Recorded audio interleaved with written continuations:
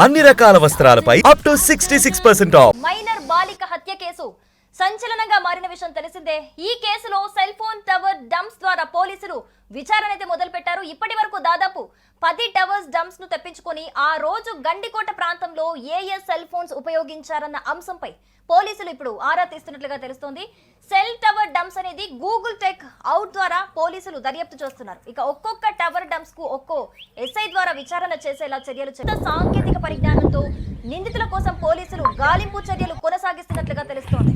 అసలు ఆ రోజు ఏం జరిగింది? ఇటు ప్రియుడు చంపలేదని చెబుతున్నారు, అటు అన్న చంపలేదని చెబుతున్నారు. మరి ఆ ఇంటర్ విద్యార్థిని అతి కిరాతకంగా ఒక కక్షపూరితమైన హత్య ఎవరు చేశారు?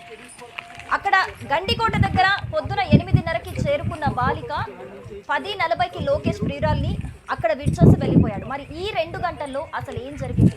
అక్కడ ఎవరున్నారు? అసలు ఇంతటి ఘాతుకానికి ఎవరు పాల్పడ్డారు అనేదే ఇలాంటి ప్రశ్నలతోనే ఇప్పుడు పోలీసులు తలలు పట్టుకుంటున్నారు. రైట్, దీనికి సంబంధించిన మరింత సమాచారం తెలుసుకునే ప్రయత్నం చేద్దాం. మనకి డీటెయిల్స్ అందించడానికి ప్రేమ్ లైవ్ లో జాయిన్ అవుతున్నారు. ప్రేమ్, ఇప్పటికే ఈ గండికోట కేసు కి సంబంధించి ఘటనకి సంబంధించి పోలీసులు ఇప్పటికే దర్యాప్తు ముమ్మరం చేశారు. కానీ ఇప్పటికే 5 రోజులు గడుస్తుంది. అన్ని సాంకేతిక ఆధారాలు ఉన్నాయని చెబుతున్నారు, గాలింపు చర్యలు చేస్తున్నారు. అన్ని చేస్తున్నా కూడా ఎందుకు నిందితులు ఇంకా బయటికి రావట్లేదు? అప్డేట్స్ ఎలా ఉన్నాయి ప్రేమ్?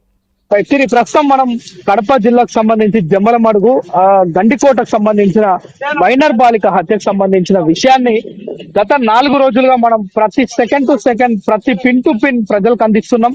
అసలు ఏం జరిగింది? ఇంటర్మీడియట్ విద్యార్థి బాయ్ ఫ్రెండ్ తో వెళ్లి ఒక వివస్త్రగా అక్కడ హత్య చేయబడి ఆ గండికోటలో మొత్తం కూడా పడేసిన పరిస్థితి. దీనికి సంబంధించి 5 రోజుల సంది మొత్తం కూడా పోలీసులు చాలా క్షుణ్ణంగా పరిశీలిస్తున్నప్పటికీ కూడా ఎలాంటి ఆనవాళ్లు లభించకపోవడం, ఇప్పటికే బాయ్ ఫ్రెండ్ నిందితుడు కాదు అని చెప్పి పోలీసులే స్వయంగా చెప్పడమే కాకుండా దాదాపు పెద్ద ఎత్తున పోలీసులంతా కూడా దర్యాప్తు చేస్తున్నారు. అయినప్పటికీ కూడా ఎలాంటి ఆధారాలు పోలీసులకు అంతు చిక్కలే. ఇప్పటి వరకు మీడియాకు అదేవిధంగా కుటుంబానికి ఎలాంటి విషయాలు చెప్పకపోగా ఇంకా కూడా దర్యాప్తు మరొకసారి ఎప్పుడూ లేని విధంగా ఆంధ్ర పోలీసుల చరిత్రలోనే 3వ సీన్ రీకన్స్ట్రక్షన్ చేసిన చరిత్ర నిన్న మనం చూసాం. సో ఈ నేపథ్యంలో నిన్న 3వ ఫీల్డ్ కి వెళ్ళి హత్య ఎలా జరిగిందని మొత్తం కూడా ఎస్పీ నేతృత్వంలో పరిశీలించినప్పటికీ కూడా ఆ ఇంటర్మీడియట్ విద్యార్థి హత్యకు సంబంధించి ఎలాంటి ఆనవాళ్లు రాలేదు. సో ఇప్పుడు తాజాగా ఆ జిల్లా ఎస్పీ అక్కడే జమ్మలమడుగులో ఒక ఇల్లు కిరాయికి తీసుకొని మరి అక్కడే ఉండి విచారణ చేపడుతున్న పరిస్థితి. దీనికి సంబంధించి దాదాపు 4 డిఎస్పీలు, 10 మంది సిఐలు, అదే విధంగా మరో 10 మంది ఎస్ఐలు, ఒక 50 మంది కానిస్టేబుల్స్ మొత్తం కూడా 18 బృందాలుగా విడిపోయి ఈ యొక్క దీనికి సంబంధించిన విచారణ దర్యాప్తు చేపడుతున్నారు. అయితే ఇప్పటి వరకు కూడా ఎలాంటి పురోగతి లేదు. నిజానికి పోలీసుల చేతిలో కీలకమైన ఆధారాలు ఉన్నాయని మొదట్లో చెప్పారు. సో ఇప్పటికీ ఆ కీలకమైన ఆధారాలు ఏమైనాయి? అసలు ఆ ఆధారాలతోటి నిందితుడిని పట్టుకోలేకపోయారా, లేదంటే ఇంకా ఏం జరుగుతుంది అనేది ఒక పెద్ద ప్రశ్నగా మారింది. సో ఈ నేపథ్యంలో దాదాపు మరలా ఈ రోజు అక్కడ ఉన్న సెల్ టవర్స్ కి సంబంధించి 10 సెల్ టవర్స్ కి సంబంధించి డంపు మొత్తం తెప్పించుకొని ఆ డంపును మొత్తం కూడా పరిశీలిస్తున్నారు. అంటే ఏ సెల్ టవర్ కింద ఏ ఫోను యూజ్ చేయబడింది, ఆ యూజ్ చేసిన ఫోన్ ఎవరిది, ఆ ఫోన్ నుంచి ఎవరెవరికి కాల్స్ వెళ్ళాయి, ఆ కాల్స్ ఎవరెవరు మాట్లాడారు, అందులో ఈ అమ్మాయి బాయ్ ఫ్రెండ్ కు సంబంధించి తన బ్రదర్ కి సంబంధించి ముఖ్యంగా వైష్ణవి బ్రదర్ కి సంబంధించి ఎవరైనా ఉన్నారా, ఉంటే వీరు ఇంకెవరినైనా కమ్యూనికేట్ చేశారా, బాయ్ ఫ్రెండే ఎవరైనా సుఫారీ గ్యాంగ్ కి ఏమైనా ఇచ్చారా, లేదంటే అక్కడ ఉండే ఎవరైతే గంజాయి మూకలు కావచ్చు, చిల్లర మూకలు కావచ్చు, వాళ్ళు ఏమైనా అఘాయిత్యానికి పాల్పడ్డారా?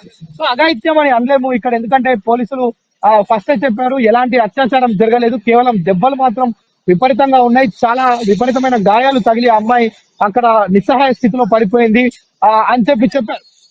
సో వీటన్నిటిని కనుక మనం చూస్తే ఉదయం 8:30 గంటలకు కాలేజ్ కని వెళ్ళిన అమ్మాయి 12:30 తర్వాత విగత జీవిగా వివస్త్రగా అక్కడ ఉండటం. సో అక్కడికి బ్రదర్స్ ఎవరైతే ఉన్నారో వారు అమ్మాయి కోసం కాలేజ్ లో ఆరా తీసి ఆ తర్వాత మొత్తం కూడా గండి కోటలో వారు ఆరా తీయటం, వాళ్ళ చెల్లె ఉందా లేదా అనేది ఒక నిర్ధారణకు రావడం. అంతకు ముందే బాయ్ ఫ్రెండ్ ఎవరైతే ఉన్నారో తను అమ్మాయిని ఎంట్రన్స్ దగ్గర వదిలిపెట్టి వెళ్ళడం. సో ఇలా వాళ్ళ తల్లి ఊర్లో లేకపోవడం, వాళ్ళ తండ్రి కూడా పని కోసం, అంటే ఊర్లలో గ్రామాల్లో మనం సహజంగా చూస్తాం 9-10 గంటలకు ఇంట్లో నుంచి పనులకు వెళ్ళిన వాళ్ళంతా కూడా వెళ్తుంటారు. సో ఈ క్రమంలోనే వారు బయటికి వెళ్ళడం, వేరే గ్రామంలో ఉన్న తల్లి ఆ కజిన్ బ్రదర్స్ కి చెప్పడం, అంటే ఈ యొక్క వైష్ణవికి సంబంధించి ఎక్కడుందో ఆరా తీయండి, ఇంట్లో కాలేజీకి వెళ్ళలేదని సమాచారం వచ్చింది. ఈ నేపథ్యంలో గండికోటకి ఏమైనా వెళ్ళిందా, బాయ్ ఫ్రెండ్ తోటి వెళ్ళిందా అని తను చెప్పడం తోటి అక్కడికి వెళ్ళారు. సో ఎవరు ఏం చేశారు అనే విషయాలు ఇప్పటిదాకా కూడా బయటికి రాలే. ప్రేమ్ చాలా పెద్ద పెద్ద కేసులను ఛేదించిన చరిత్రలు ఆంధ్ర తెలంగాణ పోలీసులకు ఉన్న నేపథ్యం. ప్రేమ్ ముందే వాళ్ళ ఫ్రెండ్స్ కి ముందే అమ్మాయి రేపు గండికోటకు వెళ్తున్నాను అనే ఒక సమాచారం ఇచ్చిందని వాళ్ళ ఫ్రెండ్స్ చెప్పారని మనకి మధ్యలో సమాచారం అందింది. మరి ముందుగా ఆ అమ్మాయి గండికోటకు వెళ్తుంది అనే సమాచారం ఎవరికి తెలుసు? ఈ కోణంలో ఏమైనా దర్యాప్తు కొనసాగుతుందా? రైట్, అంటే సిరి నిజానికి దీన్ని కూడా పోలీసులు పరిగణలోకి తీసుకున్నారు. ఏదైతే 14వ తేదీ ఉదయం కాలేజీకి వెళ్లాల్సిన అమ్మాయి కాలేజీకి వెళ్లకుండా గండికోటకు వెళ్ళిందని ఆ కుటుంబ సభ్యులకు సమాచారం. అంటే ఈ సమాచారం ఎలా వచ్చిందంటే, కళాశాలకు వెళ్లాల్సిన అమ్మాయి కాలేజీకి వెళ్ళలేదు.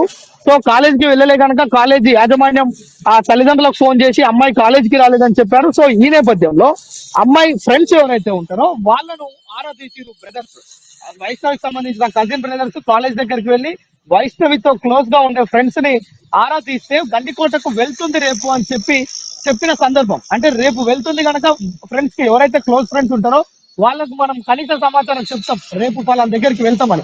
సో అలా చెప్పిన క్రమంలోనే గండికోటకు వెళ్ళింది వైష్ణవి అనే నిర్ధారణకు వచ్చారు. అక్కడికి వెళ్ళారు, 1-2 సార్లు రెక్కి నిర్వహించారు. అయితే అక్కడ అమ్మాయిని చూసారా, చూసి వెనక్కి వచ్చారా, అమ్మాయిని అక్కడ ఎందుకు వదిలేసి వచ్చారు, ఆ 12 గంటల తర్వాత ఏం జరిగింది అనేది ఇప్పటిదాకా కంక్లూజన్ కి రాని విషయం. అయితే ప్రతి విషయాన్ని కూడా 18 బృందాలుగా విడిపోయి దర్యాప్తు చేస్తున్నారంటే ఇది మామూలు విషయం కాదు. రాష్ట్ర ప్రభుత్వం చాలా సీరియస్ గా తీసుకుంది. ఆంధ్ర రాష్ట్ర పోలీస్ యంత్రాంగం మొత్తం దీనిపైనే పనిచేస్తుంది. మనం చూడొచ్చు, 4 డిఎస్పీలు, 10 మంది సిఐలు, 10 మంది ఎస్ఐలు, అంటే మామూలు విషయం కాదు. 50 మంది కానిస్టేబుల్స్ తోటి 10 సెల్ ఫోన్ టవర్స్ ఏవైతే ఉంటాయో వాటన్నిటిని కూడా దర్యాప్తు చేస్తున్న పరిస్థితి. ఇప్పటికి కూడా ఎలాంటి అంశాలు బయటికి రాకుండా, అంటే అసలు ఇక్కడ ఏం జరుగుతుంది అనేది ఎవరికి కూడా అర్థం కాని పరిస్థితి. జమ్మల మడుగులో ఒక హై టెన్షన్ నెలకొంది. ఎందుకంటే ఎస్పీని అక్కడ ఒక ఇల్లు కిరాయి తీసుకొని ఉండంటే పరిస్థితి ఏ విధంగా ఉందో అర్థం చేసుకోవచ్చు. ఆ ఏరియా మొత్తం కూడా పోలీసులతోటి కొంత హడావుడిగా కనిపిస్తుంది. అక్కడ ఉన్న ప్రజలు కూడా అసలు ఏం జరుగుతుంది, పోలీసులు ఇంతగణం దర్యాప్తు చేస్తున్న అసలు విషయం బయటికి రావట్లేదు అని చెప్పి అనేక అనుమానాలకు రేకెత్తిస్తున్న పరిస్థితి మనకు జమ్మల మడుగులో కనిపిస్తుంది. Sri, thanks for the updates. So మొత్తంగా అది ఇప్పటికే ఒకసారి కాదు, 2 సార్లు కాదు, 3 సార్లు ఇప్పటికే ఘటనా స్థలానికి చేరుకొని పోలీసులు దర్యాప్తు చేశారు. వాళ్ళ దగ్గర ఇప్పటికే సాంకేతిక ఆధారాలు మా దగ్గర స్ట్రాంగ్ ఎవిడెన్స్ ఉన్నాయని చెబుతున్నా కూడా వాళ్ళు ఇంకా కడప జిల్లా పోలీసులు మాత్రమే కాకుండా రాష్ట్ర వ్యాప్తంగా కూడా కొన్ని బృందాలుగా పోలీసులు ఏర్పడి ఈ కేసు మీద కాన్సన్ట్రేట్ చేయడం జరిగింది. మరి ఇప్పటి వరకైతే ఈ కేసులో అంటే హత్య జరిగి 5 రోజులు జరుగుతున్నా కూడా ఈ ఘటనకి సంబంధించి ఇంకా ఏ పురోగతి అయితే కనిపించట్లేదు ఈ కేసులో. మరి నిందితులు ఎవరు అనేది ఎప్పుడు బయటికి వస్తుందా అని కూడా అందరూ ఇదే కేసు మీద ఒక అటెన్షన్ గా చూస్తున్నారు.